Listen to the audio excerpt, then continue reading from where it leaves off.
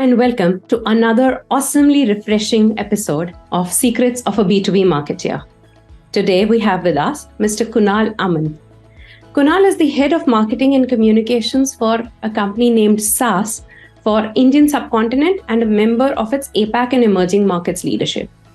He has been responsible for developing and executing marketing strategies to drive SAS's growth in the region that include countries like India, Sri Lanka, Bangladesh, and Japan.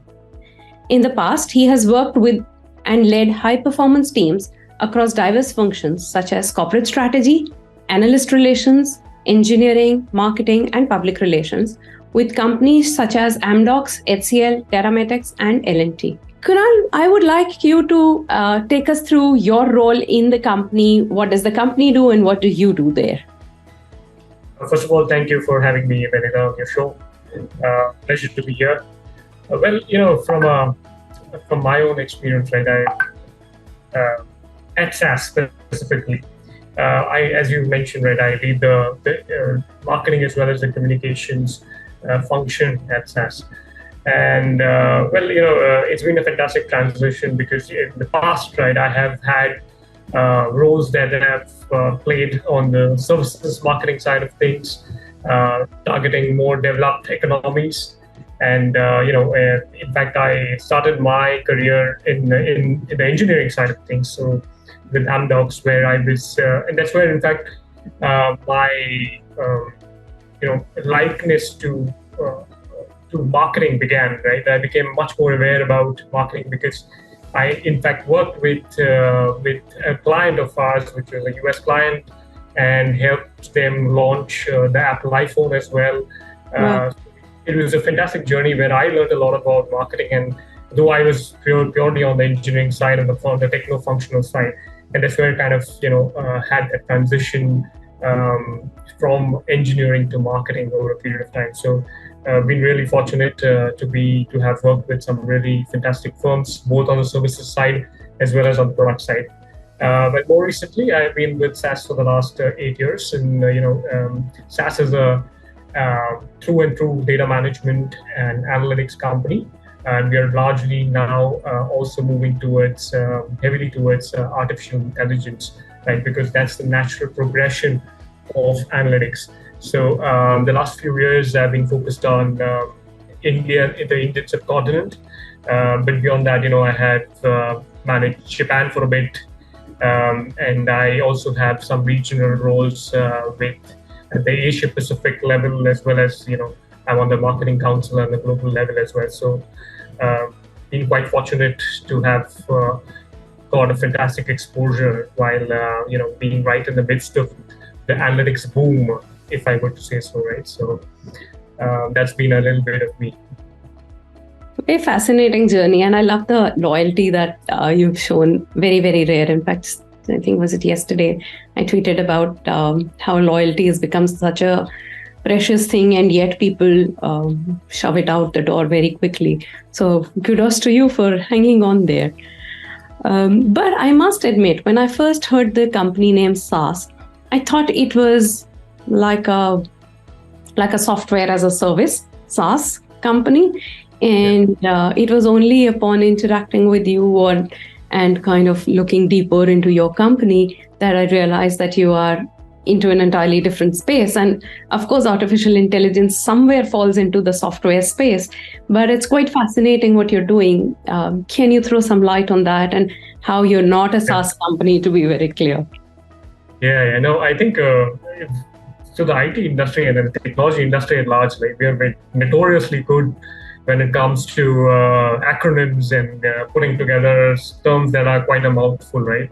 Of course, the good part about SAS, which is the company that I have been associated with, is the fact that it's a fairly long journey that we have accomplished over a period of time. So we were actually we started as a project in the North Carolina State University, right? Which was at that point in time we were focused on creating a statistical analysis system, and hence the name, right? SAS. It actually stands for Statistical Analysis System, and that was originally used by agricultural departments at universities in the late 1960s, 70s as well, right? And Right. then on, we realized that the application it lends itself to so many different industries, and that really sparked the growth of the company, right? And it in fact gave birth to the organization. We instituted the organization in 1976, and then it's been a fantastic journey, and we have had over 45 years of analytics innovation now. Wow. So in ways more than one, we were one of the first companies to sell the world analytics, especially to businesses, and so we kind of created the category in itself, Benita. So Clearly. and from there on, I think we grew on to become a multi-billion-dollar business.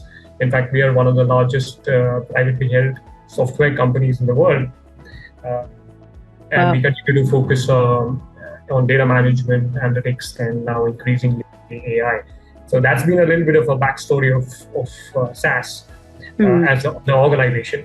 But of course, the other exciting piece that we are now seeing is that we are all living in that software as a service world, right? Yes. Where anything and everything that the businesses or even as individuals, many a times, right, we are consuming. Look at our emails that we're consuming, right? Which might be on the likes of a Gmail or any other such provider. It's all centrally hosted on a cloud platform, right? And in many a times, our software licensing is on a subscription business, right? Subscription basis.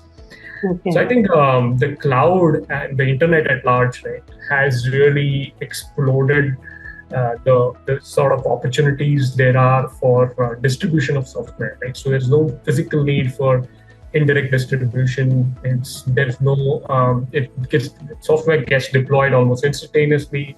Yeah, gone are the days of Microsoft selling those CDs and then you had to install those operating systems and so on. Yeah, absolutely. If you remember, there was something that we used to call a shipping dates, right? Shipping, because we used to ship all the CDs across the globe. So I think all of that has largely evolved to a great deal because of the internet. So the interesting part now is that while our company still remains dedicated to all things analytics, it's now a software as a service company, right? So we are a cloud first company. We are available on the cloud, and so it's just a different distribution model, a different way to do business. Sure, makes sense. Yeah.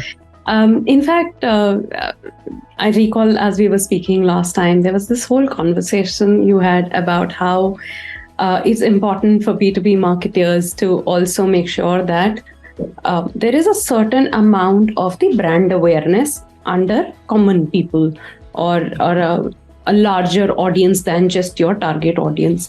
And I'm very fascinated with the story, but I do not want to give spoilers to our audience. So I'm going to leave that a little bit to you. But if you could shed some more light on that, that'll be interesting. Yeah, no, absolutely. So I think, in ways more than one, right, B2B marketing tends to be very underplayed in the market, right? I mean, even when it comes to our own organization, right, when we started thinking about it, we created the category as I said, but back then analytics was a novel concept, right? So it was possible to grow by just word of mouth and, allowing our work to stand up for ourselves. And then, that way we were able to go from one industry to another. But today, if you look at it, it's an incredibly crowded space, right? So AI and analytics are considered to be extremely sexy now. It's also, unfortunately, an abused category in a way that everyone claims to be really having some sort of analytics embedded in their product or in their solution. So it's really hard to break the clutter. And that's where having a long-term brand, something that you stand for, becomes extremely valuable, right? Yeah. And in speaking in general, I think B2B brands tend to be a little behind the scenes, if you will, right? And it's not very well understood either, because even when B2B marketers go ahead and start doing their jobs of marketing, we tend to, again, very specifically focus on our target segments and be very, very laser focused. And that's the demand generation side of things, right? Correct. But in general, if you look at it, right, if you look at it from just take a step back and look at it from a B2B journey standpoint, right? Any category, right? Look at computers as a category. 75% of companies buy computers only once every 4 years, right? 80% of companies change their banking partners maybe once in 6-7 years, right? Even B2C people, if you think about us, right, consumers, we might buy new cars maybe only once every 6-8 years, right? True. So most of the time, the point I'm trying to say is that category buyers, right, are not in the market, right? And often, we kind of get blindsided to the fact as a marketer, and kind of just focus on the buyers, hoping that although that 5% of buyers who are there in the market, right? Whereas actually, from a brand standpoint, it makes a lot of sense to be available for the other 95% of people who are out of market, right? Taking a long-term view and fact and believing in the fact that much of the market is actually going to come into the sphere of buying only in the next few years, right? Because buyers are not going to are not going to be likely to buy from you today, but maybe so tomorrow, right? So I think to win the market, you first need to win the mind, and then I think there branding is a fantastic opportunity for B2B especially, right? B2C do this. B2C brands do this very, very well. But B2B, I think there is a lot of scope in general, for the industry as well, to kind of be remembered during, the buying situation, and finally being out there for the market that's going to come tomorrow. So I think what you're trying to say here is, don't just target at the market of today. Look at the target that, in a Johari window sense of I don't know kind of a market. You target a larger piece by being out there, visible to your potential target audience, and you kind of don't be just focused on the present demand generation, but build a sales funnel for a longer term through brand building. Correct. And I don't mean to say that demand generation or short-term demand generation isn't important. That's the livelihood, right? We have to, keep that focus on short-term, demand gen activities. But I think brand awareness and brand consideration needs to be given a much bigger focus, because the brand that is most easily remembered is a brand that gets considered whenever the buying situation arises, right? I think Intel, in that sense, I keep citing this example in multiple podcasts, but Intel is a classic example of a B2B company that's top of the mind. Its competitors are not so popular. People may have heard of it, but Intel is so much on our mind. The Intel inside is so prominent, and it's such a powerful slogan. Great way of doing a branding and brand visibility to drive demand. Oh, absolutely. I couldn't agree with you more. And but in a sense, right, the great part for the companies like Intel is, of course, there's a lot of B2B, but there's also a direct connect with the customer, right?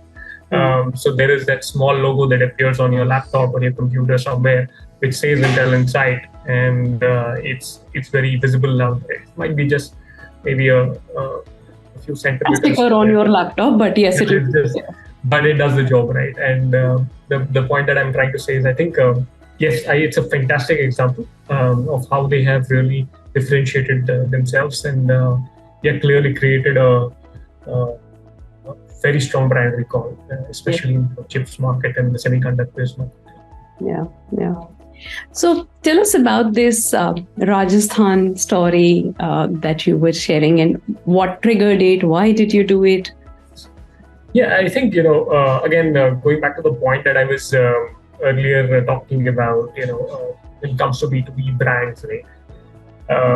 One of those underutilized tools is storytelling, right? And many a times, I think as B2B marketers, we get constrained in a way that, okay, we how can we be more relatable, right? How can we kind of bring forward stories that might be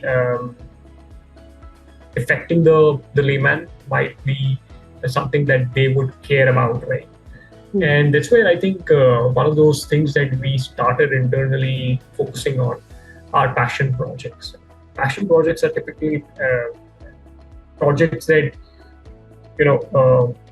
are very close to our heart for reasons more than one. One is it really plays back to our value system, right? What do we as a brand, as SAS as a brand, stand for? So, as I was alluding to earlier, right? SAS, for example, has been very, very closely associated with education. Right?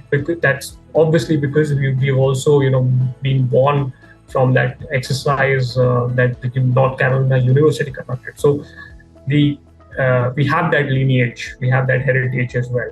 So we are very close to things like education, and we are very close to things like environment and social impact. We started with agriculture, but we are looking to see how we could really use our software to impact the environment, try to solve problems that are otherwise quite cumbersome to solve using data, using machine learning techniques and AI. So one such project that we happened to see an opportunity to contribute was animal conservation, and more specifically the tiger conservation project that at Rajasthan, right? So Rajasthan, for example, has a very large number of tiger parks. So right from Mukundra Hills to Ranthambore, which is much more famous. But they also, because of its a large area, right, it also has a number of different challenges. So it's spread across over 1,000 square kilometers. We've got illegal grazing happening back then. And then this is in 2014, 2015. I'm talking about. Right?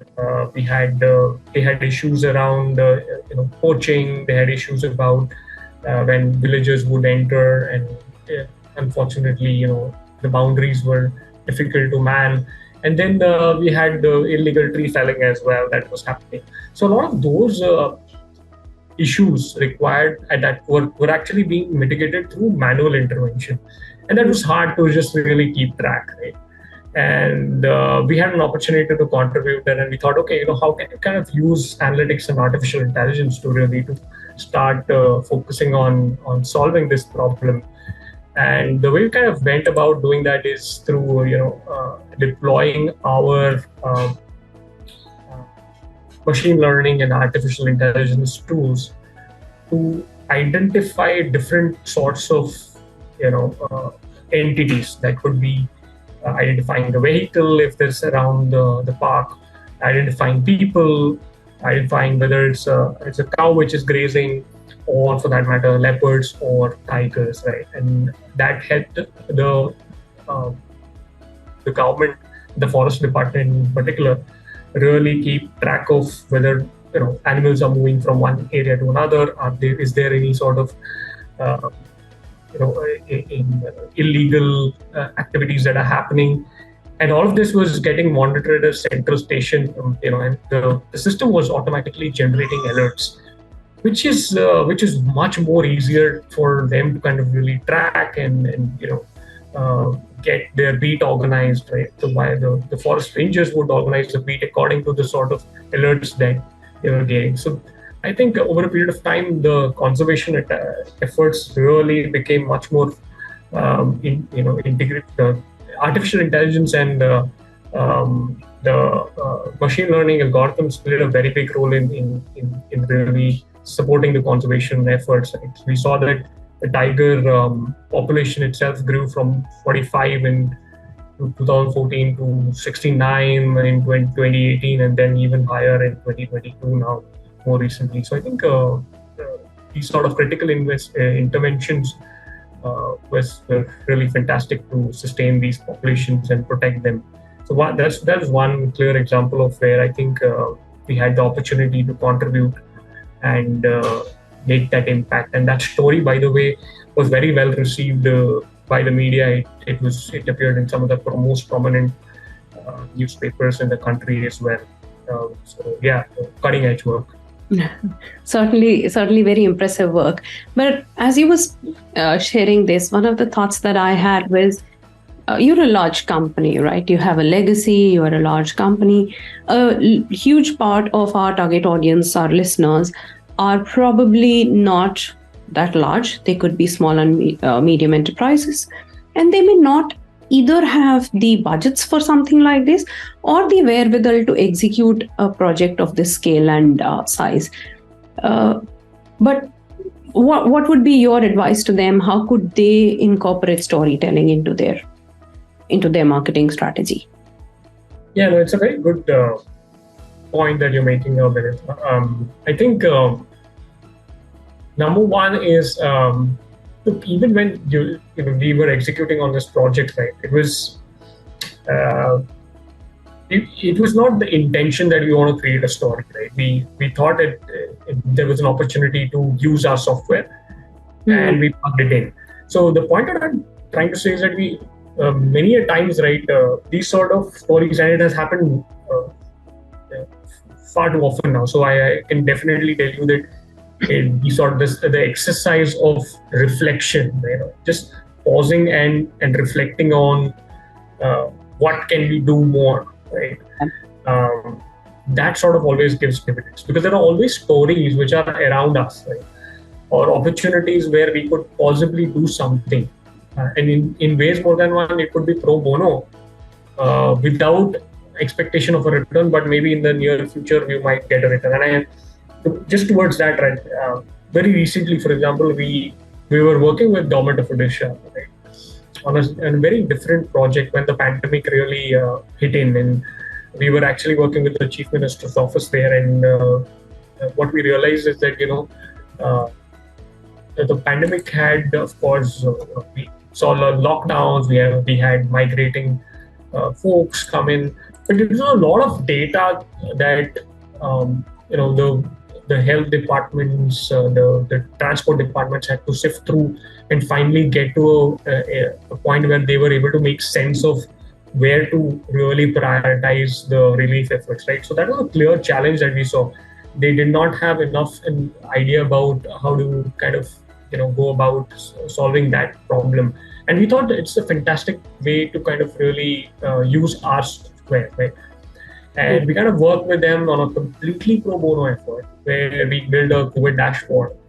And that dashboard is, by the way, still live and available to the public.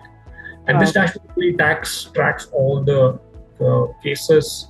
It helps you understand, at that point in time, we were focused on helping the government understand how many beds were available at not just at the state level, but at a particular district or taluka level as well, right? How many beds were available, what's the sort of infrastructure that is available, are there enough ventilators, are there enough oxygen cylinders, and all of that. So that would help them allocate medical resources and prepare, kind of direct the relief efforts in a way that makes the most impact. Similarly, they were also able to, we work with integrating the information and data that is coming from the transport department as well. So what that did is kind of allowed us to predict what could be the future state looking like, right, in terms of what's the effect of migration, where are most of the migrants going to go, which sort of a district they are going to settle in, what does that mean for that district? Does that have enough facilities to support a spike, right, in case there is one? So and how did you populate all this into or how did you amplify this into your communication?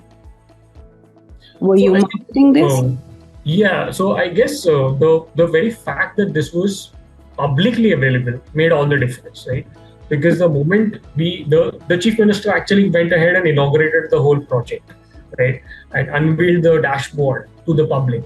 So the people of Odisha were actually citizens were able to actually look at the dashboard themselves, make sense of it, and even further go ahead and understand where hospital beds were available, which district they were available, and also. So, end of the day, you're saying that it was the end consumer that was using what was otherwise a B2B, and because of that, you did not particularly need to do too much in terms of its marketing. The story told itself.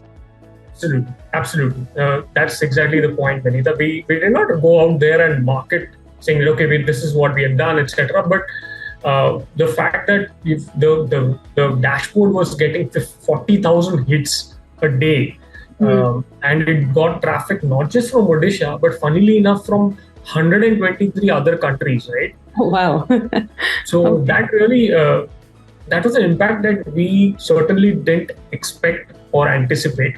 But I think when you kind of sometimes work on these sort of projects, which allow the common man to kind of access and understand the impact of something like analytics, right? Which is otherwise too far away from being relatable, right? So I think sometimes these sort of exponential impact is possible. Stories were telling, yeah. And I mean this project, while it was completely pro bono, we actually got invited to 5 other states to kind of do something very, very similar for them as well. So largely your one good deed kind of gave you business worth 5x, and that's the invisible benefit, or the often asked question, what is the ROI of an activity like this? So sometimes the ROI is not measured in its absolute, but it's evident, right? Very interesting. Both your stories, though, have been the stories of positive outcomes, right? Life, unfortunately, teaches us the lesson the hard way. At least in my case, I'm full of stories of mistakes that I made, and there are no mistakes, there are only lessons, right? So I have learned a lot of hard lessons. Is there any particular lesson close to your heart in the marketing context that you think is a lesson learned for life? Oh yeah, I think plenty. But one thing that comes to my mind is understanding, or having a very deeper understanding of your target audience. And I'll give you an example of that as well, right? One of the organizations that I had worked for, well, they were looking to launch and market a product targeted towards procurement departments, right? So essentially what the product did was to kind of really monitor, transactions, uncover procurement risks earlier, and distinguish them between, high risk procurement activities, flag off, give any alerts around something that could possibly be, be suspicious, and in fact, and then they prevent financial losses and protect the organization's reputation, right? Now we were obviously very excited. We thought that this would be a mighty attractive proposition for the procurement teams, and we went ahead and really started marketing the entire, the hell out of this particular campaign. But what happened was, what we realized along the way was that campaign did not lead us anywhere. There were conversations, but then we were getting shut down, right? We were not able to make entries. We were not able to have conversations that led to something like a sale. So essentially, more or less, it was a failure. And the one thing that we understood was that the inner psyche of the procurement teams across the board were more to protect their team, right? Protect their reputation, their own selves. And there's nothing wrong, that not because they were doing anything wrong, by the way, but they were just quite simply afraid of what the system might throw out, right? And that's basic human nature, right? It's just the human nature. New technology, I don't know. It's the, will it be my friend? Will it be my enemy?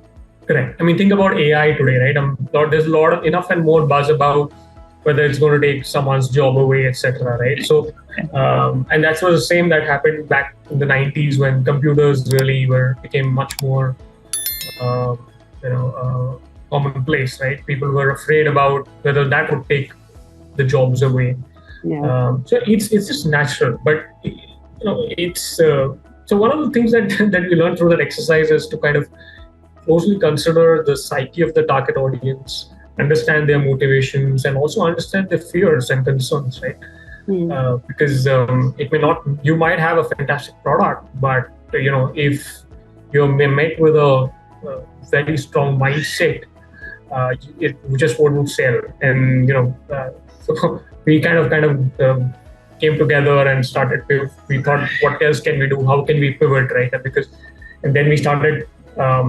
We realized that we were better off talking to founders and then even auditors, and that was a very different story. We started making a lot more headway, a lot more progress, and then we kind of turned the situation around. But the point is, I think it's super important to understand the psyche of your target audience.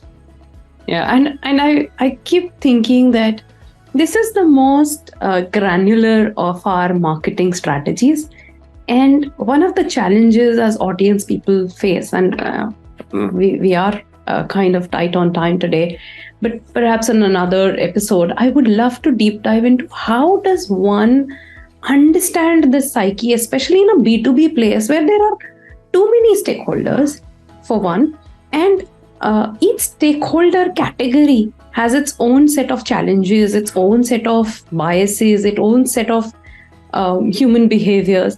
And for all of this to come together into a marketing strategy, how does that happen?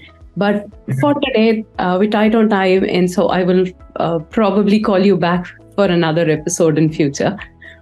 Thank you. Yeah, that's a very interesting point and a very, very pertinent. You can actually orchestrate an episode for itself. So, yeah. Certainly taking it under advisement. I want to quickly jump to a rapid fire round, and I want to ask you, so this is, do not overthink. You will have 2 seconds to give me the first thought that comes to your mind, okay? We do not want you overthinking this. So the first one, ROI. ROI, well, that's a good one. I think it's important, but not all important, right? Take a long-term view is what I would always believe and also propagate, because many a times we want short-term returns. Doesn't happen, at least on the marketing, and doesn't happen every time we're looking at it from a long-term standpoint. So in terms of advertising, in terms of branding, especially take a long-term view. Okay, that's a good point. Stories. The superpower. It's something that can really make your brand much more relatable, much more much more important in the minds of the customers. So yeah, it's just a super. Yeah. What about jargons? There are the marketers who favor them and there are those who don't. What's your take on jargons? I personally believe that simplification is a very, very difficult job, and it can be done only by the best. It's easy to make things difficult to understand and complicated, but I think I'm never in favor of jargons. It makes it just hard for your message to come across. But yeah, I think we have enough and more in the world that we live in, especially in technology. True. SAS and SAS was where this came from, right? What about artificial intelligence and its role in marketing? What's your take on that? I think it's going to play a very, very important role. It's going to ease out a lot of things that are otherwise going to take a lot of time. For example, on the creative side of things, coming up with new imagery, right? Just with a few lines of text, it would be able to translate something which is much more visual in appeal. Otherwise, it would take a designer a very long time. Similarly, content generation, website creation, so a lot of those aspects I believe can be supercharged through AI. So I see that becoming a very integral part of the MarTech stack in the near future. Okay. And my last and final one, Kunal as a boss. I would say it's a servant leader. Right? That's how I would describe myself. But I don't know whether I hope I have described this accurately, but that's for my team to share. But yeah, I think that's the way I like to lead. That's fantastic. That's really nice to know, Kunal. As is our system in the episodes, we would like you to nominate 3 people for this show who can be guests on our show. And essentially, we're looking at your peers, but not from within your company, who could be a fantastic addition to the show. Sure. So maybe I can give you a couple of names offline, Benita, if that's okay. That's perfectly fine. That's acceptable. Thank you so much. And just to summarize, we spoke about the importance of storytelling in marketing, especially in the B2B space. A lot of marketers believe that storytelling is for B2C, and in B2B, we need to be in that straight-jacketed zone. My personal experience, my company only specializes in B2B marketing, right? So we do not do B2C. And it's been our experience that every time we put out a story, if it triggers an emotion, if it triggers an action, if it entices an audience, that's the kind of post that gets maximum likes. So storytelling and its power is underutilized in the B2B space, and we encourage our listeners to incorporate more storytelling into their marketing. So that's one big takeaway for today. Thank you, Kunal, for sharing all those wonderful stories of how you've done this in your line of work. And I think most important, takes courage to accept, hey, you know what? I know this could have gone better, and this is how, this is the lesson I learned. And thank you so much, Kunal, for sharing that. It was absolutely a pleasure having you on the show. And if you have anything else to add here? No, thank you again. Thank you for inviting me onto the show, Benita. It was wonderful having a chat, and also gave me an opportunity to reflect on some of the things that we have done, right? Because quite often it's a very large repertoire of work that we do, and it's always good to sit back and reflect. Okay, this is something. Here are some of the things that we kind of have done really well. So I think the only thing that I would have realized over a period of time is, storytelling, as you said, it's a super important aspect now more than ever, and more importantly in the B2B space, because we don't have enough. We have not done enough work as an industry really in that sphere, is what I think. But I think that means that there's a lot of scope for us in the near future to change. Absolutely. And thank you so much for being on the show, Kunal. I really appreciate it.